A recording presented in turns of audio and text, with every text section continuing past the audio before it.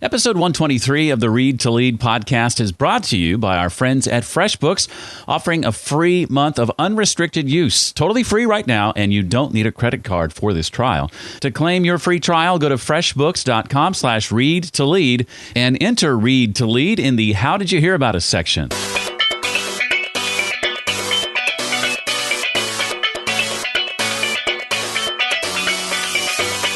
You need to know your people. You need to know their appetite for change. Is this a small change? Is it a really big change? Are they going to be freaked out, or is this just going to be like, oh, it's nothing, we can keep going. Welcome to the Read to Lead podcast with Jeff Brown. Jeff believes that if you desire to achieve true success in business and in life, then consistent and intentional reading is a must. The Read to Lead podcast will not only help you narrow this ever-important reading list, but also bring you key insights and valuable feedback from some of today's most successful and inspiring authors. And now, here's Jeff. Hi there. Welcome to the podcast dedicated to your personal and professional growth, where, of course, the topic of leadership is always central to what we're talking about. But we also dig into things like personal development, productivity, career, business, marketing, entrepreneurship. Today, our focus is on communication, specifically communicating effectively through change. If you've ever had to lead through change at an organization, you know how tough that process can be. Our guests today are going to help us navigate through that. That's right. Not one, but two guests. They are Nancy Duarte and Patty Sanchez. We'll sit down with them in just a moment and talk about the book they've co-authored called Illuminate, Ignite Change Through Speeches, Stories, Ceremonies, and Symbols. I'll be asking them about the importance of your ability as a leader to move others forward and the role story plays in the process, the key to listening with an empathetic ear and how best to put yourself as a leader in someone else's shoes, what we can learn from companies like Rackspace, Charity Water, and Apple about getting from where we are to where we want to be, and a lot more. I was having lunch with a friend on Friday, and we got on the subject of accounting software, particularly what she was using and what I use, which is FreshBooks. I've been using FreshBooks since 2009, and I couldn't help but notice that her curiosity was piqued when I talked about all the things FreshBooks could do. Apparently, some things the cloud accounting software she's using cannot do. For example, when you tie your business debit card, like I have, to your FreshBooks account, whenever you use it, those expenses are automatically added into FreshBooks. You can use the mobile app, too, to take an image of that receipt, and it gets tied right into that expense. It makes accounting so easy. I hate accounting. I took accounting in college. I got a B. I did okay, but I can't stand thinking about it. And I love all the ways FreshBooks helps me not to have to think about it. The more I can accomplish that, the better off I am as a business owner. In other words, even if you're not a numbers person, in fact, especially if you're not a numbers person, FreshBooks is perfect for you. As I mentioned at the top of the show, FreshBooks is offering a month of unrestricted use totally free right now, and you don't need a credit card for this trial. To claim your free month, go to freshbooks.com/read to lead and enter Read to Lead in the How Did You Hear About Us section. Again, that's freshbooks.com/read to lead. Nancy Duarte is a communications expert and the CEO of Duarte Inc., the largest design firm in Silicon Valley. She's the author of the books Resonate, Present Visual Stories That Transform Audiences, Slideology, The Art and Science of Creating Great Presentations, and the HBR Guide to Persuasive Presentations. She's been featured in Fortune, Forbes, Fast Company, Wired, The Wall Street Journal, The New York Times, The Harvard Business Review, and many, many other outlets. Patty Sanchez is the Chief Strategy Officer for Duarte Inc. She's distilled 25 years of experience as a communicator into their new book. She has led transformative communications initiatives for brands including Cisco, Ericsson, Hewlett-Packard, LexisNexis, Nike, Symantec, VMware, and Compassion International. And she's taught hundreds of leaders to become more empathetic and effective communicators. And her work has been honored with awards from IABC, BMA, and Vital Speeches of the Day. Well, the new book they've co-written is called Illuminate, Ignite Change Through Speeches, Stories, Ceremonies, and Symbols. And I am delighted to have both of them here today. Patty, I'll start with you. Welcome to Read to Lead. Thank you. Happy to be here. Nancy, likewise, welcome to the show. Thank you.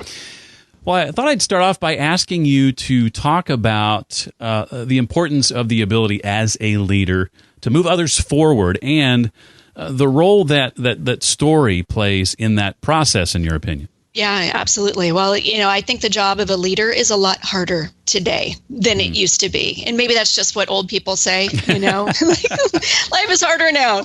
But I think it's true, that the world is more competitive, right? It's changing more quickly. And that means that if you want your organization or your team to thrive, you have to be reinventing yourself. You can't stay where you are. And that's, as we all know, a really hard thing to do. And it takes hard work and extra effort, and not just extra effort by us, through force of will as the leader to say, this is what we're going to do, but by the people who we need to support us to help us actually get that work done and create that new thing. And, there's a lot of talk about in the difference between management and leadership. And it's very hard to sort of manage new ideas into existence. You can manage something that's existing, but to create, you actually have to lead. You have to inspire people to think of things they haven't thought of before, which can be scary. And so that means that you need to inspire them to give more of themselves, to take more risks. And that's where communication comes in from our perspective. Listening with an empathetic ear is key to this process, according to Patty and Nancy. So share, if you would, some of your methods for imagining yourself in your traveler's shoes, as you call it. Yeah, absolutely. You as a leader, your job is to inspire people to do something that they haven't done before, to do something new. And that's difficult for them. It's scary. Most of us don't really like doing something we haven't done before. And so to understand how to motivate people to do that new thing, you have to understand what it feels like for them to do that new thing and what they might be frightened of, what might frustrate them. And so really understanding other people is the place you have to start, which is basically getting outside of yourself. Not being sort of dominated by the way you see the world, but stopping to ask questions of other people to understand how they see things. And so there are kind of rituals that I think leaders can use, practices like having a question you ask every person you meet, which might be about a big change that they've made in their lives or about some experience that they've had that transformed them, and you learn from them how they experience change. But I think you can also study the audience that you're trying to motivate by reading the things that they read or the books that they read, or any way basically becoming a student of other people. And then you have to apply that. And, I think it can be hard for us to not just step outside of ourselves, but actually experience life as another person. It takes effort, but it can begin with just your imagination. So an example of this is I'm super obsessed with the musical Hamilton right now. I mean, I eat it, I sleep it, I listen to it in the car, to and from work, like, every day. So anyway, I was watching last night Charlie Rose interview the creator, Lin-Manuel Miranda. And he was, Charlie Rose was saying, it's kind of amazing how you can write from the perspective of all these different characters, from Alexander Hamilton to the person who shot him, to the woman who seduced him, to the wife who loved him. And they're all very different people. And he said, how did you do that? It takes a really great artist, you must have some great talent. And Lin-Manuel Miranda said, actually, it takes something that we all have, which is empathy. And it kind of blew me away. He said, I just sort of stand in from the perspective of that person. I try to imagine what their life is like, and that's where I write from. And I think that's where we need to lead from, too.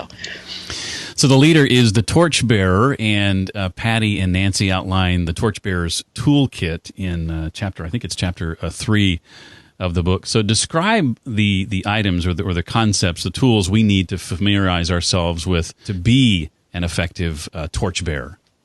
Well, one of the things that great leaders do really well is they communicate in a way that removes fear and that sheds light on a situation, that helps people see things, understand them, and be less afraid and more inspired to act. And so communication can do that really well if you communicate in a few different ways, and which is what's in this toolkit. So the first tool in the toolkit that a lot of leaders already use to some degree is a speech. which is basically your appeal. It's your argument. This is what we need to do and why we need to do it.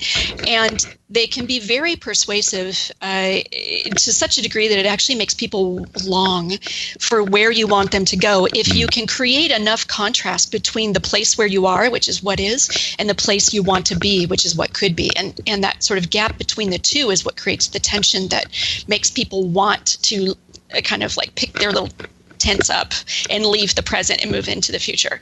So that's the first tool. Another tool that complements that a lot of times is stories. And, in this case, what I really mean is actually a story, not just information, but, right. But basically it's the tale of a person who undergoes some kind of transformation. They encounter a challenge, they have to fight it, and then they overcome it. And when you tell stories like that as a leader, whether it's about yourself or other people or plucked from the experiences of the people you're leading, you help them see in a more tangible way and also feel in a more emotional way why it's important to change, and also gives them kind of some examples of how to do it. So those are kind of the two that are, I think, most often in the leaders' vernacular. And then there's another tool that we talk about in the book that we think is less appreciated, but it's also really important, and that's ceremonies. And ceremonies are basically one of the oldest forms of communication. They come from the rites of passage. If you think about the ways that people mark changes in their lives, we have baptism rites of passage. We have marriage rites and funeral rites, and those help people cope with change by helping them almost like step outside themselves and see, this is what I was, this is what I'm becoming. And you can use those same kinds of ceremonies in business in a slightly different way to mark moments of transition along this journey, and basically help people not just kind of memorialize, the change. I was this, now I'm that. But also to feel and kind of almost like purge their emotions, because a lot of times change is super stressful. So ceremonies let us do that. And then there's one fourth tool, which is basically derived from the other four, which are symbols. And symbols are artifacts that can come out of speeches, stories, or ceremonies that effectively sort of boil it down into a really potent shorthand that you and your travelers can use to remind themselves of what happened. And I like how you outline in the book, then we take these tools and they're used throughout what Patty and Nancy call the venture or the venture-scape. Give us a broad overview of what that is, the various stages, and then we'll dig into each one maybe a little bit deeper. Yeah, sure. So venture, what that really means is it's any kind of an initiative, any sort of change effort that you have undergoing, which can be really big or really small. Big like turning around a company, or small like changing a process. And any of those initiatives has a life cycle. It starts, and then it kind of evolves and matures, and then it concludes, it comes to an end. And so that's effectively what the venturescape is. It actually follows the structure of a story, with a beginning, middle, and an end. And in the beginning are the dream and leap stages, which is where you communicate your vision, and then you ask people to sign on to support it. In the middle, then they kind of go to battle. They undertake this quest to try and make your vision real, and they encounter obstacles that they have to fight. And they also accomplish some wins, which helps them climb closer to the goal. And in the end, you arrive. And that, as I said, mirrors the shape of the story, which is basically the story of change, the hero's journey that we all go through in our lives. And that's one of the reasons why it's such a powerful way to describe and help people understand what change is like. So I want to dig into these, if we can, in the few minutes we have left, into each one of these briefly. So the first stage is the dream stage. Compare and contrast, if you can, how some of the tools that we just talked about might be leveraged by us as torchbearers, as leaders, depending on the state of mind of our travelers. Right. Exactly. It is depending on the state of mind. So when you're going to cast a new dream in the dream phase, some people are going to latch on it like it's utopia, and others are going to consider your new perspective as a dystopian outcome, right? So you really do need to know the stance that your travelers are how they're going to react and respond to it. So that's why, the 5 stages of the Venturescape are dream, leap, fight, climb, arrive. And in the dream phase, we have this like orienteering device, this communication toolkit that we've put together. And in the dream phase, there's a motivating speech and a warning speech. There's a motivating story and a warning story, a motivating ceremony and a warning ceremony. And the reason we have motivating and warning is you need to know your people. You need to know their appetite for change. Is this a small change? Is it a really big change? Are they going to be freaked out, or is this just going to be like, oh, it's nothing, we can keep going. Let's do this change. And so it is really important to walk in the shoes of your travelers and really understand it so that you're prepared and communicate from the right emotional place. What does observing the company rack space teach us about stage 2, or what you guys call the leap? I really appreciated the effort you went to include these case studies that really help make it real.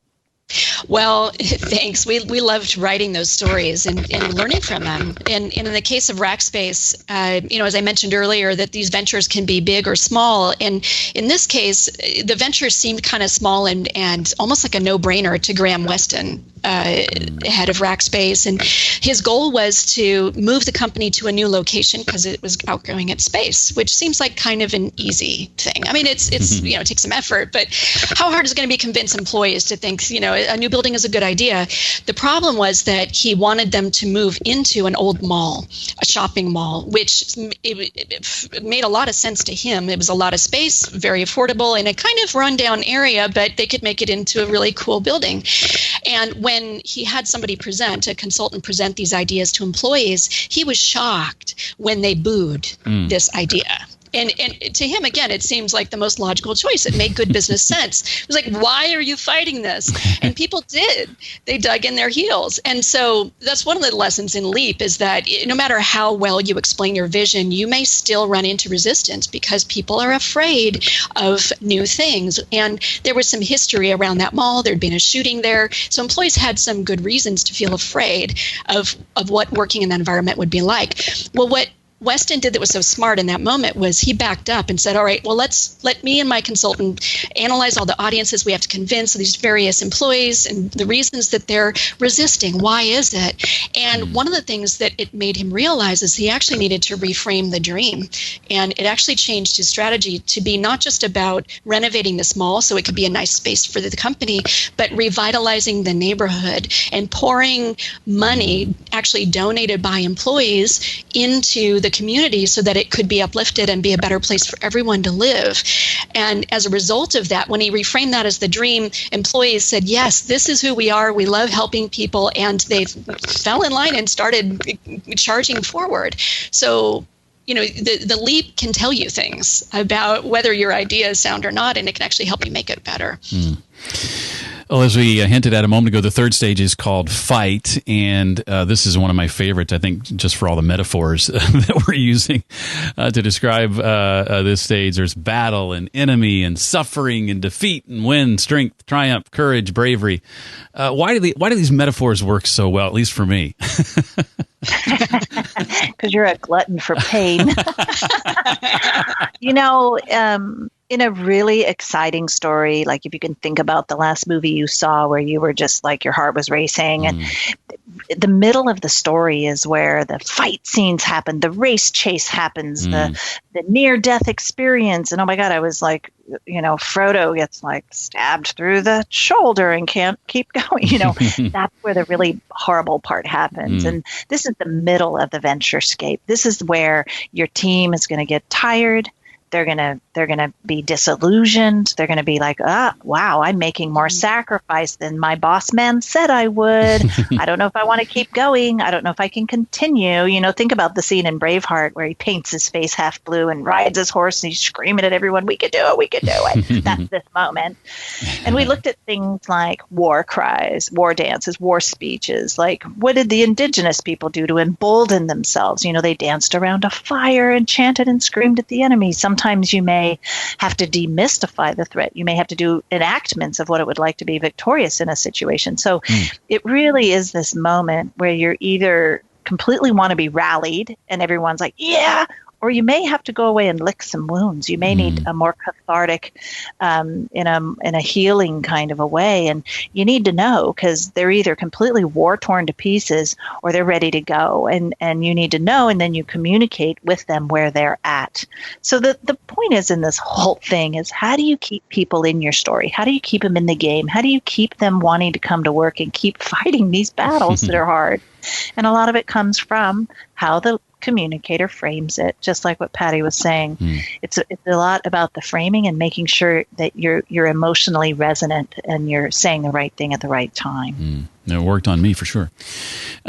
Stage 4 then is, the climb, the moment of endurance, it's called. So one of my favorite organizations, Charity Water, is the case study here. What can their history show us or teach us about this stage of the process? Yeah, I loved putting them in climb because, Scott Harrison's the leader over there, and they've been going at it for about 10 years, and bringing clean water to everybody in the world is a big goal. I mean, you can get up every day and be motivated to do that. But what if it doesn't happen in your lifetime? Like, what if you're not actually going to see that happen? How do you avoid getting worn out? Well, in the climb phase, you need to create these moments of endurance, right? So you need to say, like, I need to cling to something so I can keep enduring.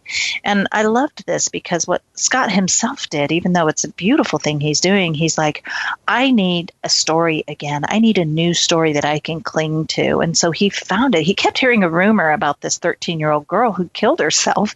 She'd carried water all day, got back to the village, broke the pot, and she killed herself. And he thought, wow, she must be pretty distressed.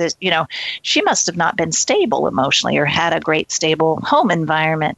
So he decided to go on a pilgrimage and find that girl's family, and find where she's buried and walk in her steps and see what happened. So he went and he found out she was in a very healthy marriage, healthy environment. And he realizes that water was so important to her. She felt like she let the whole village down and she killed herself. Oh, wow.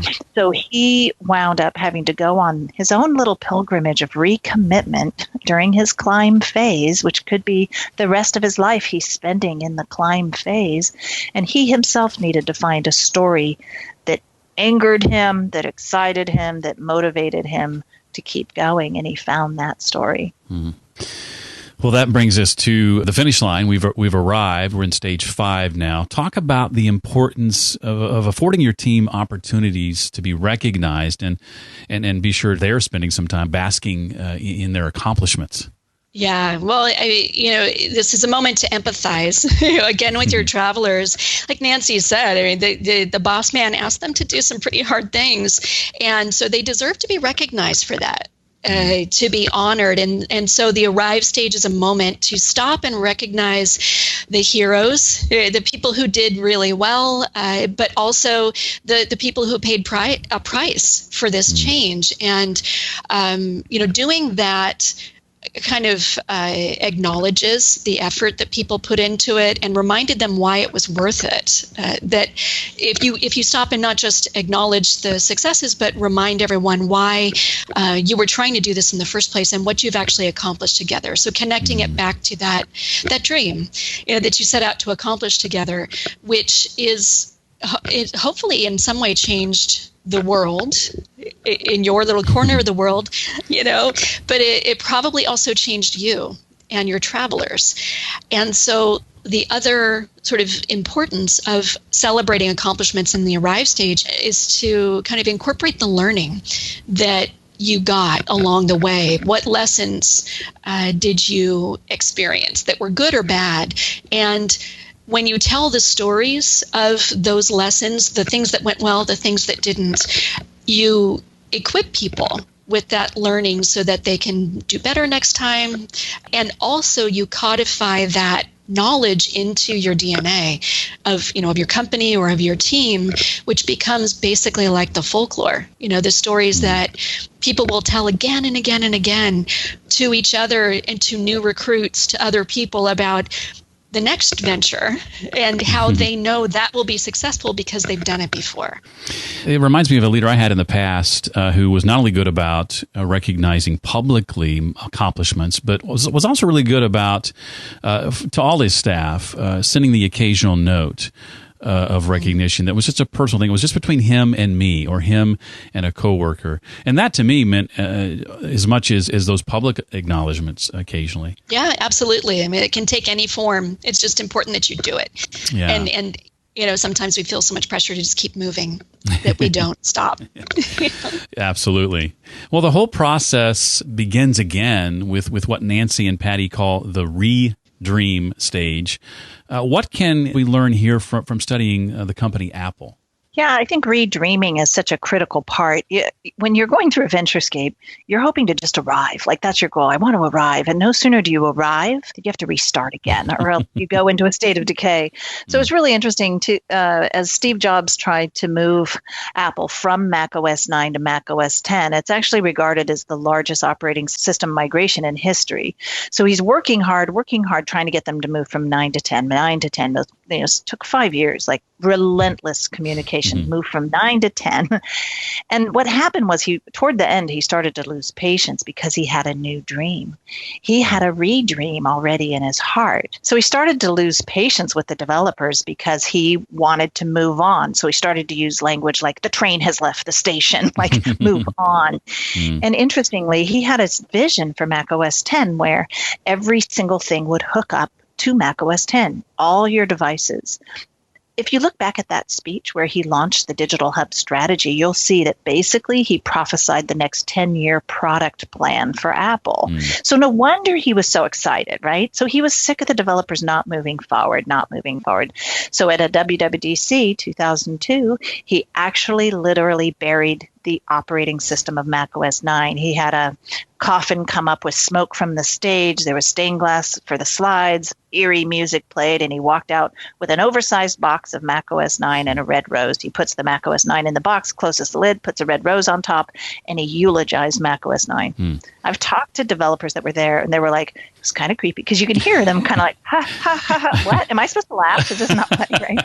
It was kind of this awkward thing. They're like, I'll never forget it. I mean, he was saying, and he never talked about the migration from 9 to 10 again because 9 was dead.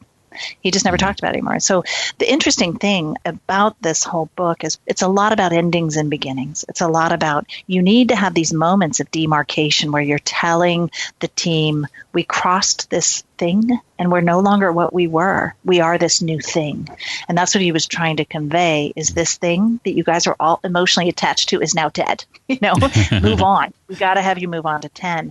And so that was a really great example of, hey, this thing is dead. You guys need to latch onto my new dream.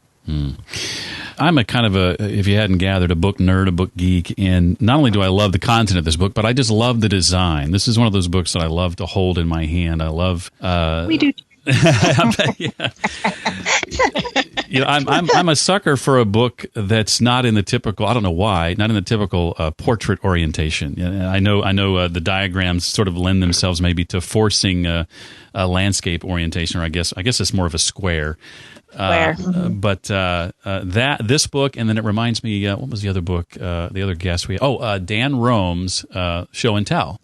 Loved it for many of the same reasons, but well done. And I would expect nothing less from the crew at Duarte Inc. for sure. Let me ask, before I move on, anything else you want to make sure that we take away from the book? Oh, well, I hope that it inspires people as much as the process of writing it inspired us to go after bigger ideas and to listen to their travelers so that they can understand how best to move them. So we tried to give lots of case studies in the book. As we've highlighted a couple of them. There were 10 case studies. But the other thing that I love about books that I find really useful are that they have lots of very specific practical tips. So we talked about the toolkit. That's in there. You get that downloaded download if you order it, but also I counted them up just because I wanted to see. There are over 100 individual examples of speeches, stories, ceremonies, and symbols that are basically a pick list for any moment you find yourself in. What should I say? Here's an example you can be inspired by and try to emulate in your next talk. And that's huge. That's huge.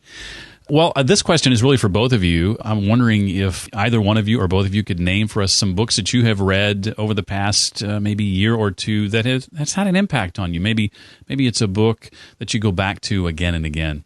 I have a whole little list. Jim Collins' work radically changed me. So I read Good to Great several years ago, and I go back to that. I mean, we go back to it almost every year. He said, if there's one thing you can be best in the world at, passionate about, and profitable at, do just that one thing. And that's when I narrowed what we do to just presentations. So that rocked my world. And then even though How the Mighty Fall didn't come out last year, I read it last year, and it hit me at just the right time too. And the big takeaway I got from that was you should never scale faster than the quality you can deliver. That's why companies fall. And where you're in such a season of growth, it's so easy to go after the growth and not slow it down or constrain it so you can ensure that you're still delivering the quality that represents your brand. So that hit me at just the right time too. And I do try to have other reflective works in my repertoire. So I do try to read the scriptures and have things that recenter me into what's the most important thing in life. So I also do that too. Me too, every morning. Good. It helps. Yeah. Well, what about you, Patty? Any books that stand out to you? Well, there are some that I go back to again and again for my craft as a writer. So I love, like Nancy loves Jim Collins, I love Anne Lamott. And I mean, I love Jim too, but Anne teaches me something different about how to be creative and how to live with the tension and difficulty of trying to make new things all the time. So I love Bird by Bird, which is one of her best books about writing. But another book I read probably a year ago at Christmas time that I didn't expect to affect me as much as it did was a skinny little book called Self-Renewal by John Gardner, and it was written in the 60s. He was in the Johnson administration and just management expert. And it was just a skinny little book that was basically like an essay about how cultures, economies can reinvent themselves. And I thought, hey, this is pretty relevant to us. But it's also about how humans and individuals have to embrace constant learning and remove barriers to improving themselves. And it really struck me and inspired me quite a lot. So I recommend it. Well, I'm all about constant learning, for sure. That's one of the reasons why this podcast exists. I'm sad to say that when I graduated college, I thought my learning was over, and I was glad of that. School kind of taught me to not like reading all that much, but fortunately in my early 30s, I had a leader who introduced me to personal development and business books and rekindled that fire. And here, some 13 years later, it's a topic that I can't stop talking about. I just don't think nearly enough people spend enough time reading, and hopefully through this little show we can make a little dent in that along the way. Hear, hear. Well, what is next on the horizon for you guys? I know the book has just come out, but what is your team working on now that you're excited about as you look to the future? We had a whole lot of stuff hit the cutting room floor, so Patty and I are real excited. We overachieved during the writing of this book. So we have a couple models that hit the cutting room floor that we're super excited to develop out. But I think most importantly is there's something so beautiful when you put a body of work out there, illuminate, and we just now are starting to get the love notes back, right? where it's like, oh my God, my whole world will never be the same had you not given this book to people. And so now the calls for the services are coming in, and we are so excited for people to be fired up. Because one of the things about the book is it's a model. There's an actual visual model that'll help you with empathy. It'll help a leader see what their team is going through as they're driving change. And so having leaders call from a more humble stance, like, oh my gosh, can you help me because I realize I haven't been connecting the right way, is very exciting. So we're excited to see kind of the way that we get to help really powerful people. They're coming in a more humble stance, in a more, wow, I'm not great at this. Can you make me great at this? Which is different than, hey, can you get this done by Tuesday? Dang it. It's just been what we wanted, right? We wanted people to have a change in their heart. And when you can build a body of work that does that, it's just spectacular. So we're excited about that. Well, I know when the show began a little less than 3 years ago, I wondered if one day I might be able to welcome you, Nancy, onto the show. I wasn't familiar with Patty at the time, but I was a big fan of Resonate and thought, well, one day I'll have Nancy on the show. I did not know it would be to talk about Illuminate, but I am excited that it is because we got Patty as a bonus. So two authors for the price of one. It's fantastic.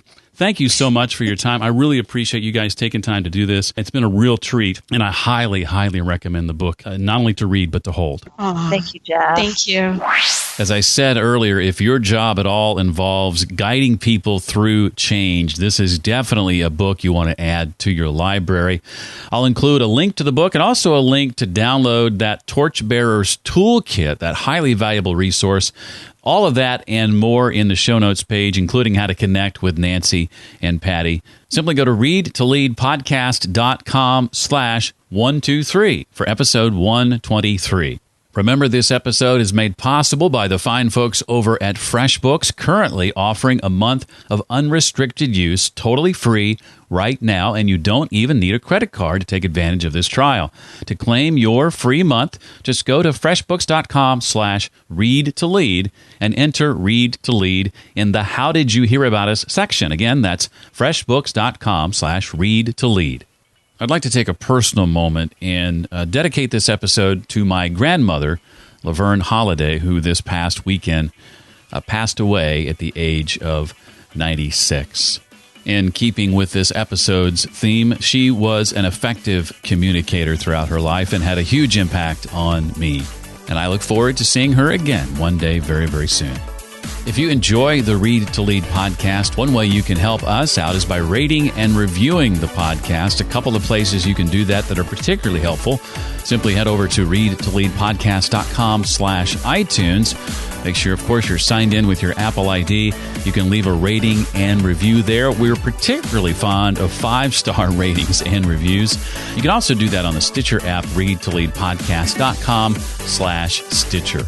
And thanks so much in advance. Well, that does it for this week. I look forward to seeing you next time for the next episode of the Read to Lead podcast. Thanks so much for listening to the Read to Lead podcast. As a subscriber, we challenge you to be more than just a passive listener. Become a vital member of the community. Visit us on the web at readtoleadpodcast.com. Until next time, remember, leaders read and readers lead.